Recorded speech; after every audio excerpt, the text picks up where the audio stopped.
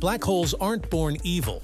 They actually start out as giant stars, much like our Sun, but on steroids. These stars have 10 times, even 20 times the Sun's mass. Imagine squeezing all that material, all that unimaginable weight, into a smaller and smaller space.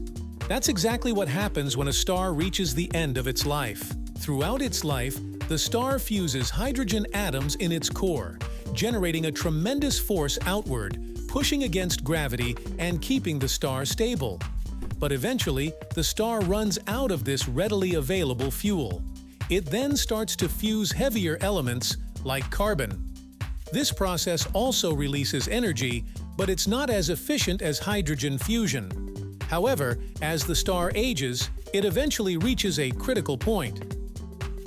The star can no longer fuse any elements heavier than iron. Iron atoms, unlike lighter elements, don't release significant energy when fused. This creates a giant core of iron at the star's center, incredibly dense, about 100,000 times denser than water. The weight of this iron core becomes too much for the star to balance with the outward pressure from fusion. Now, a titanic battle begins. Gravity, with its relentless pull, tries to crush the star inwards. But the star doesn't give up without a fight. It still has outward pressure from the thermonuclear reactions in its outer shells.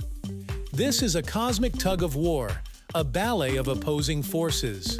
For smaller stars, our Sun included, gravity eventually loses. The star explodes in a glorious supernova, scattering its material across the universe. But for those giants, with their immense mass, gravity wins. The outward pressure simply can't compete. The star collapses in on itself, faster and faster. The collapse continues, and at the very center, a singularity is formed. This is a point of infinite density, where our current understanding of physics completely breaks down. It's a place where time and space intertwine, a cosmic enigma shrouded in mystery. But a black hole isn't just a passive vacuum cleaner, sucking in everything around it. Matter that doesn't quite cross the event horizon can form an accretion disk, a swirling vortex of superheated gas and dust. As this material spirals inwards, friction causes it to reach unimaginable temperatures, releasing tremendous amounts of energy.